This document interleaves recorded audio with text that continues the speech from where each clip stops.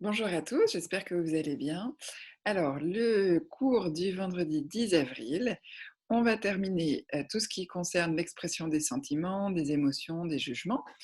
Et vous verrez qu'il y aura à la fin un petit travail de compréhension orale qui nous aidera pour ce qu'on fera après les vacances. Donc, aujourd'hui, on va commencer par la correction des exercices. Ensuite, je vous donnerai un petit texte qui est vraiment très court et qui nous servira après pour un travail d'expression écrite. Un petit travail de lexique sur l'amour, l'amitié et ce petit travail de compréhension orale. Donc pour commencer, on va corriger les exercices qui portent sur le subjonctif présent, entre autres. Le premier, alors, on regarde ensemble directement les phrases corrigées. Il redoute que la tempête détruise les vignes. Je souhaite qu'il vienne ce soir. Tu déplores que la TVA augmente. Nous regrettons que des millions d'enfants n'aient pas de quoi manger. Elle déteste que le docteur la fasse attendre. Elle se réjouit que sa mère soit en bonne santé. Il est regrettable que son patron ne lui dise pas bonjour.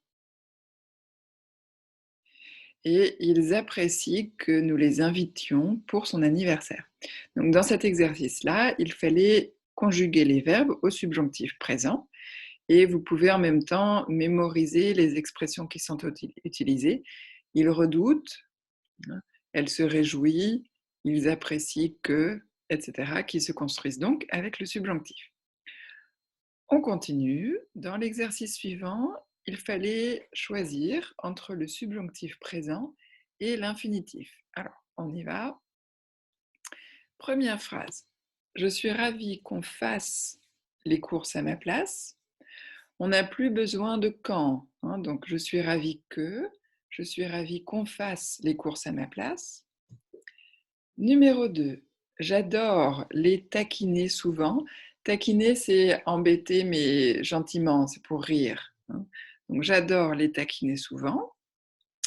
Numéro 3. Je regrette infiniment de, hein, donc je regrette infiniment d'être en retard. Même sujet, donc l'infinitif. Numéro 4. Il craint qu'il fasse trop froid dehors.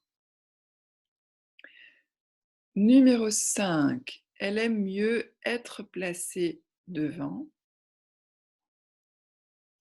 Numéro 6. Elle ne peut pas supporter qu'il ne sache rien faire de ses 10 doigts. Numéro 7. Je suis surpris que tu me dises ça seulement maintenant. Numéro 8. Ça m'exaspère qu'il veuille toujours commander. Numéro 9. J'en ai vraiment assez qu'il pleuve encore. J'en ai assez, on va garder le en, hein. J'en ai assez, ça suffit, j'en ai assez. Numéro 10. Je suis désolée de ne pas pouvoir vous aider. Donc attention à la négation, ne pas pouvoir. Numéro 11. Cela me fait plaisir que vous soyez là. Et numéro 12. Il est dommage qu'il faille partir. Alors, juste une remarque pour les phrases 11 et 12. Phrase 11, ça me fait plaisir. On peut le garder à l'oral, mais on préférera quand même cela me fait plaisir à l'écrit. Et pour la phrase 12, c'est dommage, on va le remplacer par il est dommage à l'écrit. On continue. Dans l'exercice suivant, c'était la même idée de faire une seule phrase avec les deux parties qui vous sont proposées. Première phrase. Je suis ravie que ma nouvelle coiffure lui plaise. Subjonctif présent de plaire, plaise. Numéro 2. J'ai envie d'aller le chercher en voiture. Numéro 3.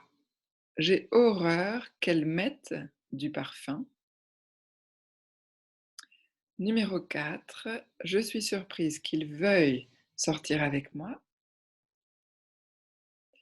Et numéro 5, je suis content de la voir ce soir, puisqu'on a 2 fois le même sujet. J'espère que ça va. On continue avec le suivant, dans lequel vous deviez choisir entre l'infinitif présent, passé, le subjonctif présent, passé. Alors, on y va.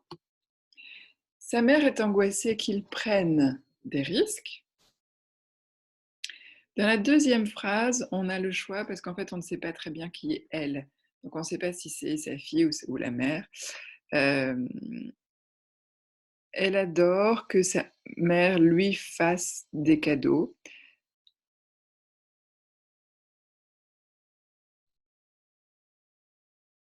Ou elle adore lui faire des cadeaux. Numéro 3, elle est dépitée d'avoir obtenu une mauvaise note. Numéro 4, j'aimerais mieux que vous reveniez la semaine prochaine.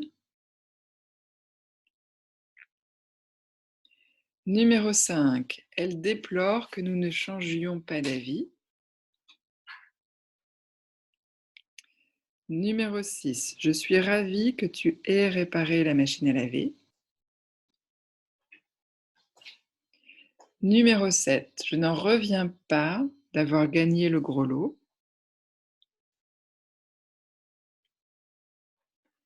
Numéro 8, je déteste que vous me téléphoniez en pleine nuit. Numéro 9, ça ou cela ce serait mieux, ça m'étonnerait beaucoup qu'il soit réélu. Et numéro 10, nous sommes stupéfaits de pouvoir quand même obtenir un prêt. J'espère que vous aviez tout bon, qu'il n'y a pas de gros problèmes. Une petite remarque pour l'emploi des temps, suite à la question de Jessica, si je ne me trompe pas. Alors, dans la première phrase, je suis content que tu viennes, on a dit que le subjonctif présent, ça pouvait faire référence à maintenant, que tu viennes maintenant, ou que tu viennes demain. Si on veut faire référence à quelque chose qui est antérieur et terminé, je suis content maintenant que tu sois venu hier. Si on a la phrase 3, j'ai été content que tu viennes. Alors, que tu viennes, le présent va marquer la simultanéité avec la première partie de la phrase. J'ai été content hier que tu viennes hier. Hein, c'est au même moment. Donc, c'est du subjonctif présent, mais en fait, ça fait référence au moment qui est évoqué dans la première partie de la phrase. On pourrait mettre un verbe au présent, à l'imparfait, pardon. J'étais content qu'il ait fini ce travail avant de partir. Ici, vous insistez sur le fait que c'est terminé. Alors, on pourrait très bien dire j'étais content qu'il finisse ce travail. Mais là, avec le verbe finir, on veut insister sur le côté accompli, donc on pourra mettre du subjonctif passé.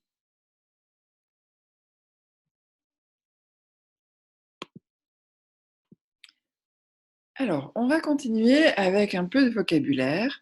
Vous avez dans votre dossier à la page 6 des listes de mots qui font référence aux sentiments, et plus précisément à l'amour, aux personnages, à des personnages qui ont un lien avec le sentiment amoureux, et à différentes actions, ou situations plutôt. Et vous allez, alors, vous avez les consignes ici. Lisez les mots. Alors, d'abord les mots de la liste sentiments, les mots de la liste personnages, et dans la troisième liste, uniquement les mots qui vont de fiançailles à se séparer. Et il y a des mots que vous connaissez déjà, hein. Vous allez, en les lisant, identifier les mots qui sont nouveaux pour vous et qu'il faudra ensuite essayer de mémoriser. Donc, prenez le temps qu'il faut pour faire ce travail. Donc, lisez les mots qui sont ici identifiez les mots que vous ne connaissez pas et ensuite, donc les sentiments, cette colonne-là,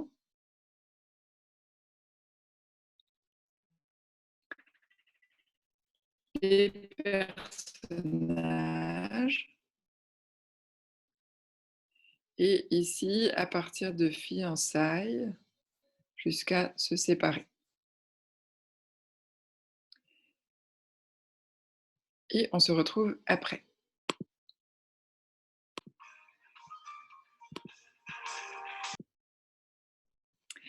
On reprend. Alors, excusez-moi, je crois que le téléphone a sonné. On reprend. Alors, je vous explique quelques mots, ceux dont j'imagine que vous ignorez le sens, dans les sentiments. L'affection, c'est un sentiment qui est amical. Avoir de l'affection pour quelqu'un, c'est pas un sentiment forcément très fort, mais c'est quelque chose qui vous lie à une personne. Hein, vous appréciez la personne, vous avez de l'affection pour elle. Ensuite, l'attachement, s'attacher à, être attaché à, c'est quand on apprécie quelqu'un et que on a l'habitude de la voir ou de le voir. Hein. Et donc, on s'attache parce que on a des liens avec cette personne. Attirer, attirant, ça fait référence plutôt à l'attirance physique, quand on trouve quelqu'un de très séduisant.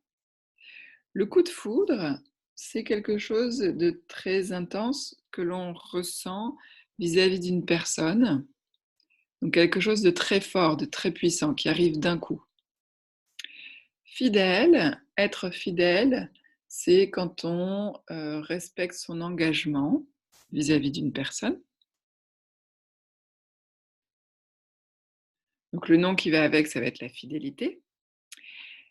Ensuite, la haine, haïr, ça va ensemble, c'est un synonyme de détester. On hait quelqu'un. Attention à la conjugaison. On ressent de la haine et on hait quelqu'un, on déteste quelqu'un. L'infidélité, infidèle, c'est le contraire de la fidélité. Donc ici, par rapport au couple, ça veut dire que la personne a une liaison avec une autre personne. La jalousie, être jaloux, c'est un sentiment que l'on a quand on envie ce que... alors, ça, on peut envier ce que les autres ont, ou alors on a peur de perdre ce que l'on a. Et on a un sentiment de possessivité, on est un peu possessif. Voilà, romantique, je pense que vous connaissez. La séduction, séduire, la sensualité, la tendresse, je pense que ça va. Si on regarde les mots qui sont dans la deuxième colonne, les personnages. Alors, l'amant, aujourd'hui, ça désigne la personne que fréquente une femme qui est mariée. Si elle a une liaison, une relation avec une autre personne qui n'est pas son mari, cette personne-là, ça va être son amant. On passe à charmeur. Un charmeur, c'est comme un séducteur. Quelqu'un qui aime faire du charme, qui aime séduire. Le compagnon, la compagne, c'est la personne qui vit avec quelqu'un. Le conjoint, c'est un mot un peu administratif pour parler du mari, de la femme. Concubin, c'est un mot qu'on utilisait avant, qu'on n'utilise plus trop maintenant. C'est pour dire que vous vivez avec quelqu'un et cette personne-là est votre concubin ou votre concubine. Le copain, la copine, le couple. Un coureur de jupons, c'est quelqu'un qui aime séduire toutes les femmes. Comme le Don Juan. Dragueur, un dragueur, c'est un séducteur. Draguer, c'est séduire. L'époux, l'épouse, c'est le mari ou la femme. La maîtresse, c'est l'équivalent de l'amant, mais pour l'homme. Un homme qui a une maîtresse, c'est un homme qui a une liaison, une relation en dehors de sa femme. En France, on a quelque chose qui s'appelle le PACS. C'est un pacte entre deux personnes qui ressemble au mariage, mais qui n'est pas tout à fait le mariage, qui est un peu moins engageant, disons. Et donc, quelqu'un qui a contracté un PAX, qui a fait un PAX, qui s'est paxé, c'est un paxé. On n'utilise pas beaucoup ça, le paxé. Le partenaire, le petit ami, le séducteur, le tombeur, c'est un synonyme de séducteur.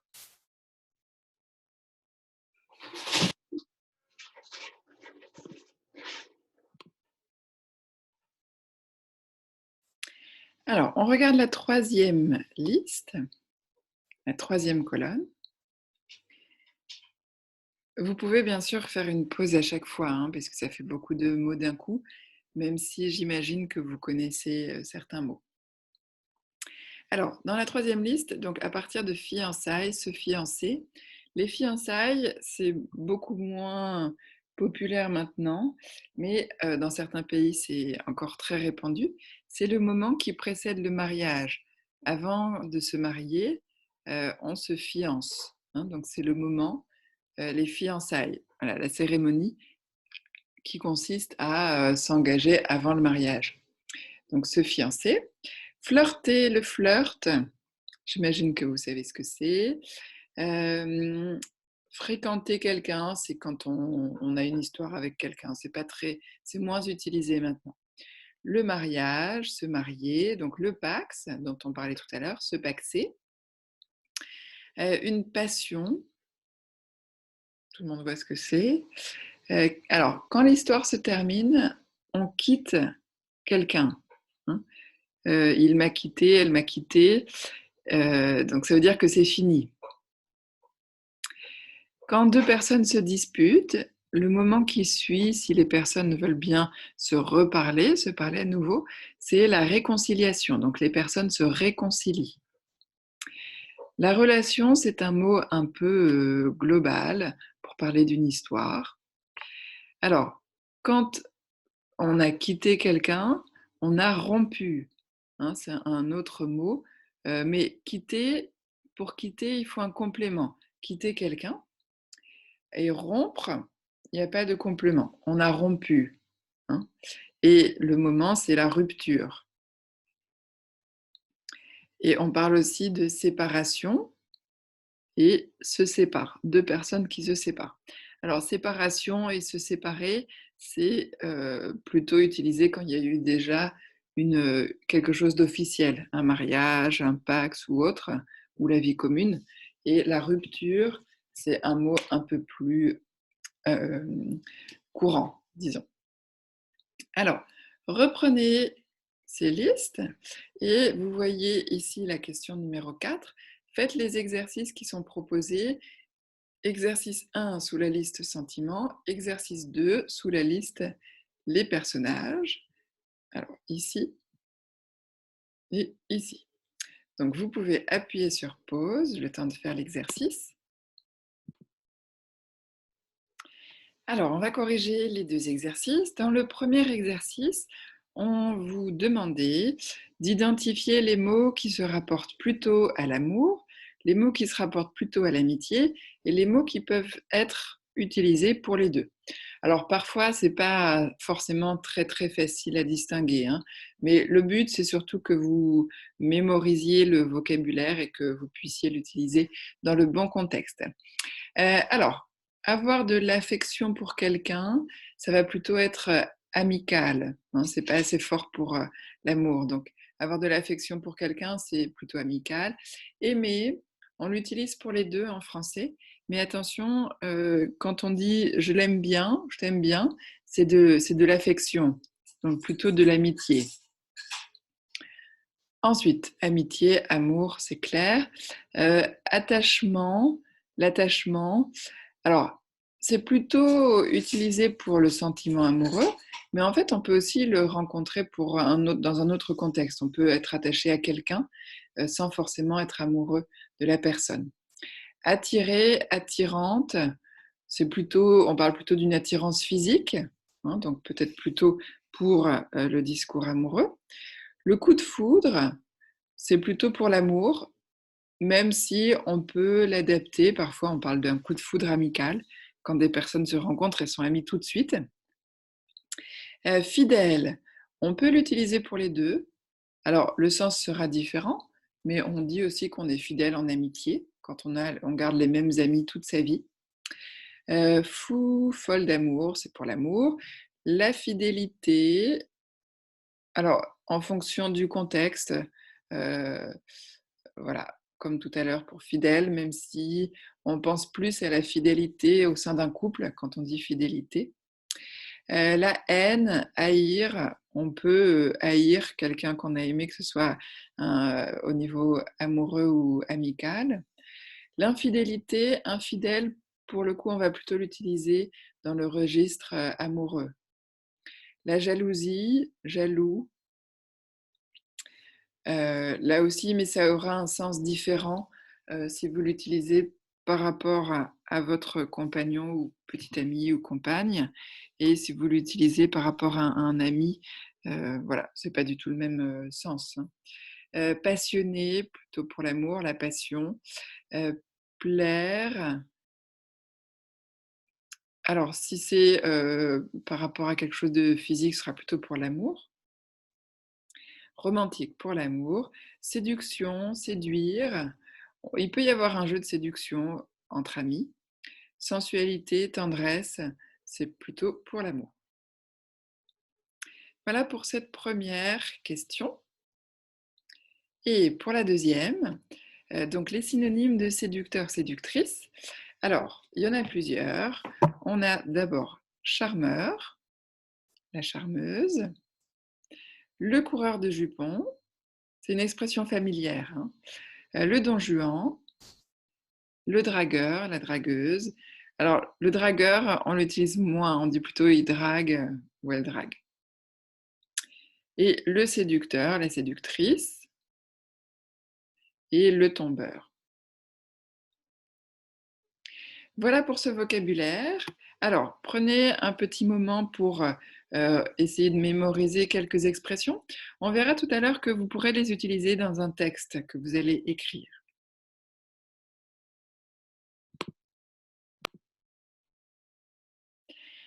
On passe à la suite et la suite, c'est de lire ce texte qui se trouve page 8 dans votre dossier, qui s'intitule Lettre ouverte à mon homme. Alors, vous pouvez appuyer sur pause le temps de découvrir le texte. Ensuite, je vous expliquerai quelques mots de vocabulaire et il y aura quelques questions faciles.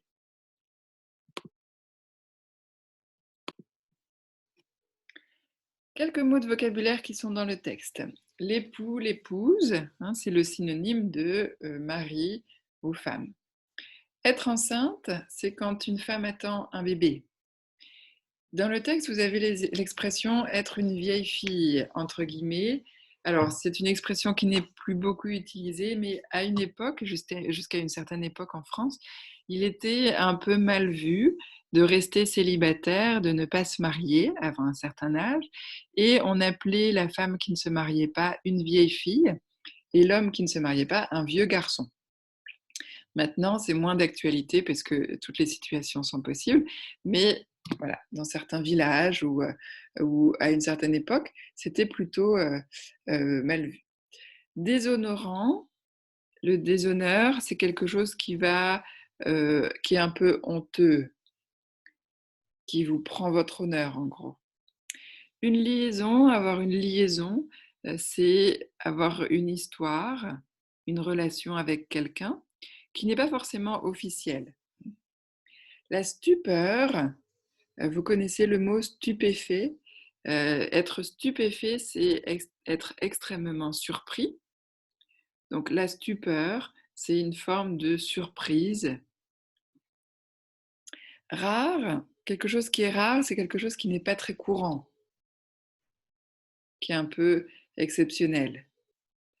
L'indifférence, être indifférent, c'est ne pas s'intéresser à une question, hein. Ça me laisse indifférent, ça veut dire je n'ai pas de réaction. Rater, c'est le contraire de réussir, hein. Rater le bus, rater un examen et ici, rater sa vie. Alors, quelques questions pour ce texte. Qui écrit à qui? Qui sert d'intermédiaire? Quelle est la situation de Christine?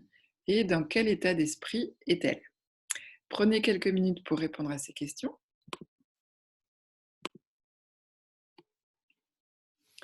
Alors, on reprend. Donc, qui écrit à qui dans cette lettre? Eh bien, Christine écrit à son fiancé, à son futur époux, à son futur mari, mais ce n'est pas une lettre qu'elle lui envoie directement. Elle utilise un journal, donc qui sert d'intermédiaire? C'est le magazine Elle, hein, Courrier du cœur, Elle. Quelle est la situation de Christine? Christine va se marier. Elle explique sa situation. Elle a 29 ans, un physique agréable, un travail. Et en même temps, le problème, c'est qu'elle n'a pas l'air d'être follement amoureuse de son fiancé. Elle dit, et par ailleurs, elle n'a jamais vraiment connu l'amour fou. Elle a eu des histoires, mais des petites liaisons sans grand attrait. Son fiancé, il est très apprécié par sa mère, par sa grand-mère. Il est très gentil, hein, mais vraisemblablement, elle n'a pas beaucoup, ou en tout cas, elle n'a pas des sentiments très forts pour lui. Elle dit même qu'elle va l'épouser avec une totale indifférence. Alors, quel est son état d'esprit, hein, quels sont ses sentiments, ses émotions? Elle est un peu dépitée, elle est un peu perplexe, un peu perdue, hein, et en même temps, parce qu'elle écrit cette lettre quand même. Et donc, voilà, elle est dans une situation qui n'est pas évidente, et en même temps, elle n'a pas l'air révoltée. Elle dit toi que j'épouse sans haine ni passion, mais avec une totale indifférence.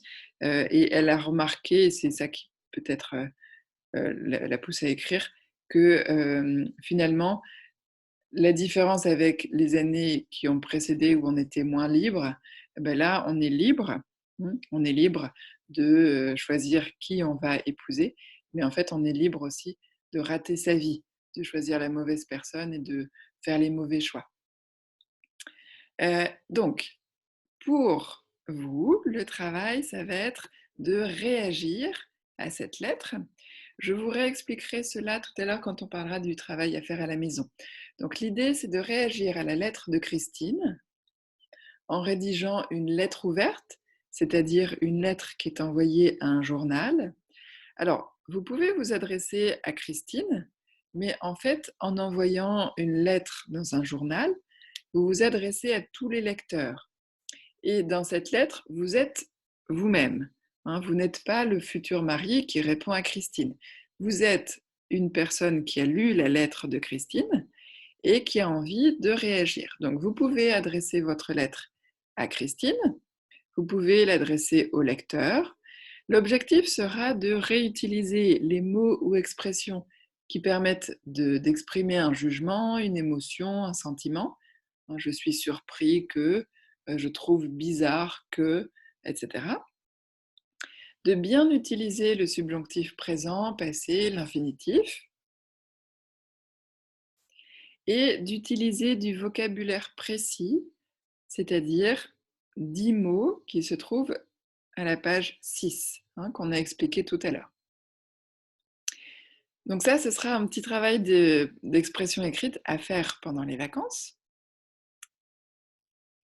Et on va passer à autre chose qui va nous aider pour la séquence suivante, qu'on commencera après les vacances. Ça va être un travail de compréhension orale. Alors, en guise d'introduction, regardez les questions qui sont ici. Regardez-vous souvent la télé? Que regardez-vous essentiellement? Est-ce que vous connaissez des feuilletons ou des séries françaises? Prenez une minute pour vous poser ces questions. Et une fois que vous avez vos propres réponses à ces questions d'introduction, vous pouvez lire les questions de compréhension qui sont sur le document, pages 11 et 12. Donc, prenez le temps qu'il faut pour lire les questions. Une petite remarque, quel est le thème du document? Quelle question est posée Au début, il y a une question, mais il ne s'agit pas de noter exactement la question. Il faut plutôt comprendre l'esprit. Hein, quel est le sens de cette question? Ensuite, vrai ou faux. Et puis, 2 autres questions. Une fois que c'est fait, vous allez écouter le document audio 2 fois. Le document audio se trouve sur le Padlet, hein. Donc vous pouvez l'écouter 2 fois.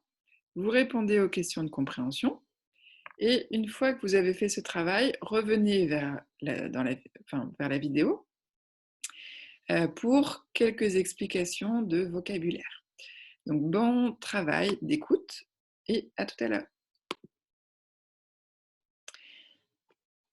Alors, si vous reprenez, c'est que vous avez écouté le document 2 fois, que vous avez déjà commencé à compléter les questions, hein, trouver des réponses. Et on voit quelques mots de vocabulaire. Alors, une série télévisée, c'est quelque chose qui passe à la télé en plusieurs épisodes, hein. À notre époque, la série est très très populaire. Donc il y a plusieurs épisodes, il peut y avoir plusieurs saisons. Celui qui tourne, que ce soit des films ou des séries, c'est le réalisateur. Celui qui finance, qui trouve l'argent, c'est le producteur. Les séries télévisées passent sur des chaînes de télé. On ne dit pas programme, on dit chaîne. Alors, peut-être que vous regardez beaucoup la télé en ce moment, peut-être que vous utilisez Internet, mais en tout cas en France, il y a des chaînes de télé. Les plus connues, c'est France 2, France 3, Arte, M6, etc. On vous parle de quelque chose qui est terre à terre. Terre à terre, ça veut dire très pratique, matériel, pragmatique, hein, c'est le contraire de spirituel. Quelqu'un qui est frileux, c'est quelqu'un qui n'aime pas avoir froid. Frileux, frileuse, on peut l'utiliser de manière plus imagée pour parler de quelqu'un qui n'aime pas prendre de risques, hein, quelqu'un qui est un peu frileux. Ringard, quelqu'un qui est ringard, c'est quelqu'un qui est un peu vieux jeu, qui n'est pas moderne, qui n'aime pas le changement, par exemple. Le manque de, c'est quand on n'a pas quelque chose. Je manque de temps. Les plaies, c'est quelque chose que l'on a quand on s'est blessé et que l'on saigne, hein. Donc on a encore une plaie, quelque chose qui est ouvert, disons, et qui fait mal. Alors voilà pour quelques mots de vocabulaire. Donc vous pouvez écouter une 3e fois le document pour compléter vos réponses. Au début, on a l'impression que ça va vite, mais ensuite, je pense que vous avez des éléments de réponse et compris l'essentiel du document. Mais écoutez-le une 3e fois et ensuite on corrigera. Alors, si vous l'avez écouté une 3e fois, on peut corriger. Quel est le thème du document? Le thème, c'est les séries télévisées.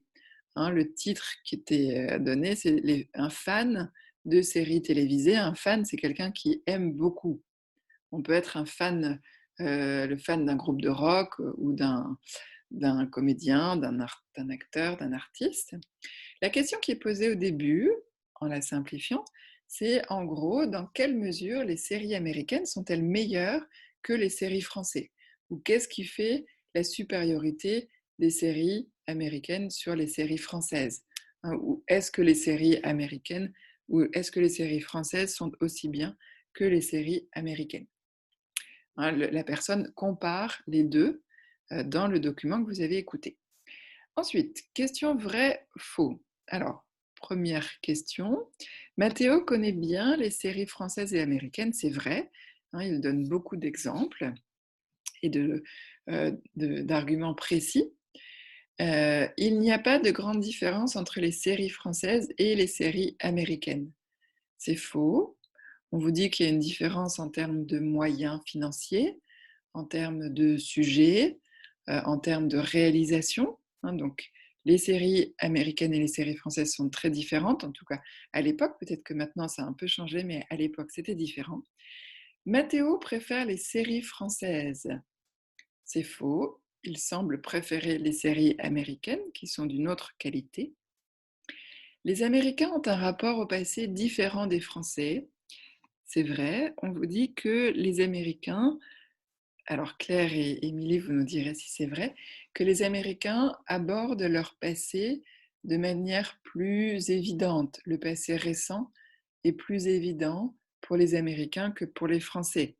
Hein, apparemment, les Américains peuvent réaliser un film, tourner un film sur quelque chose qui s'est passé, même si c'est problématique ou douloureux, alors que les Français ont tendance à ne pas parler des choses un peu plus douloureuses ou qui ne sont pas évidentes pour eux. Question numéro 3. Quels thèmes sont abordés quand Matteo compare les séries américaines et les séries françaises?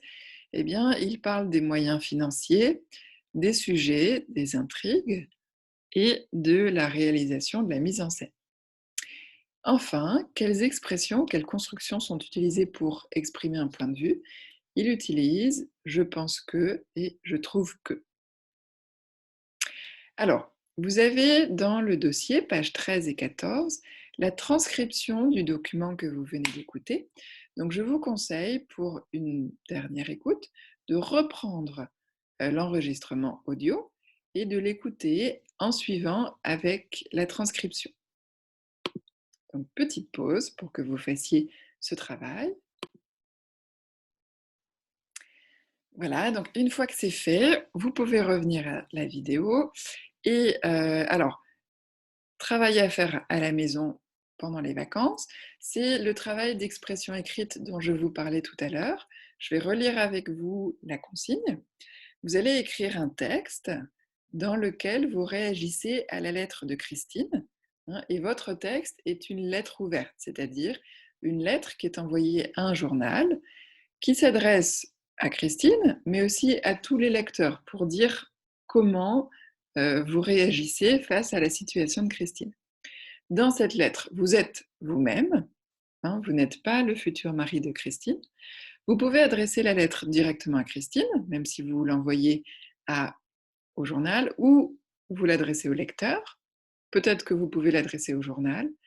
Et l'objectif, ça va être de réutiliser les expressions ou les mots qui permettent d'exprimer un jugement, une émotion, un sentiment, de bien réutiliser le subjonctif présent, le subjonctif passé, l'infinitif simple ou composé, enfin le présent ou passé, et d'utiliser du vocabulaire précis.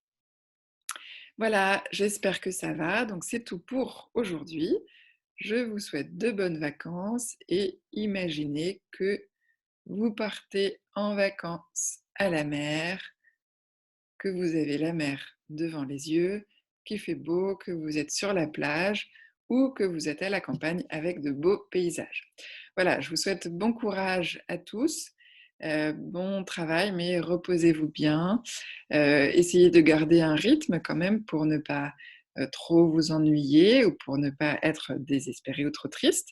Voilà, bon courage à tous et on se retrouve avant la rentrée pour la séance de laboratoire, enfin, c'est pas une vraie séance, mais pour la phonétique, pour ceux qui le souhaitent, et sinon à la rentrée. Au revoir.